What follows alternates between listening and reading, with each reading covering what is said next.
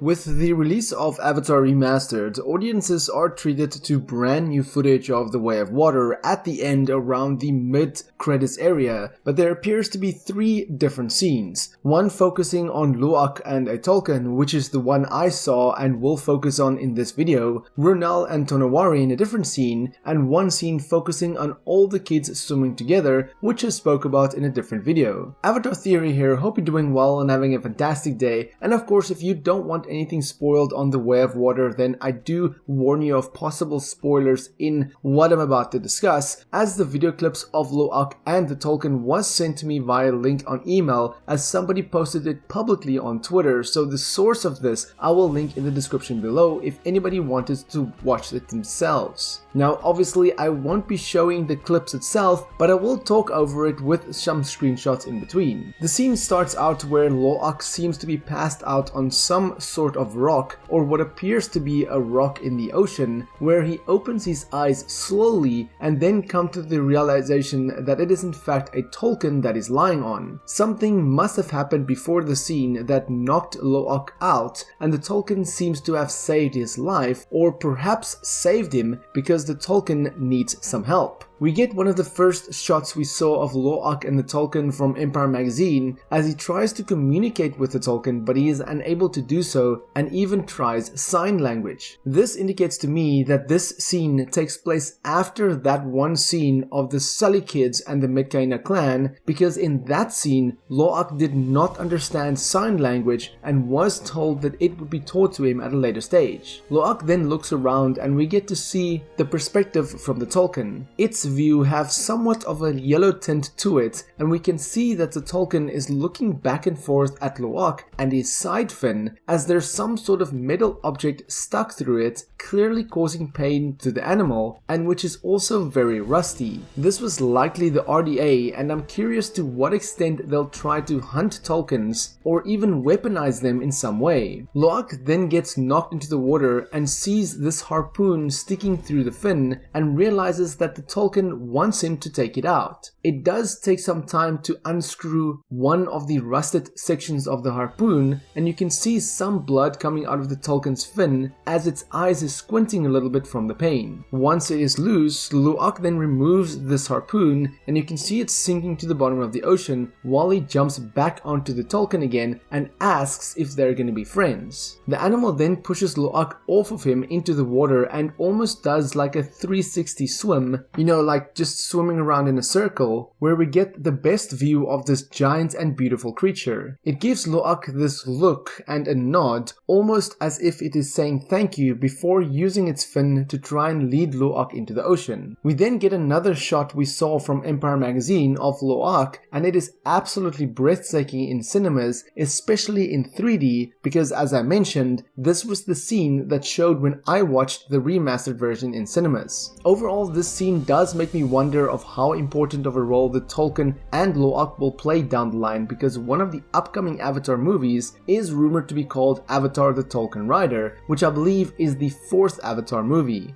The scene itself also makes me question as to when this takes place, because it feels like this will be our first introduction to the Tulkun, and since Lo'ak was knocked out, I do wonder if some sort of battle took place right before this moment. But what do you think about the Tulkun? What scene did you get to see with the remastered version? Let me know in the comments below, and for more Avatar content, have a look at the rest of my channel. Until next time, have a fantastic day and stay safe.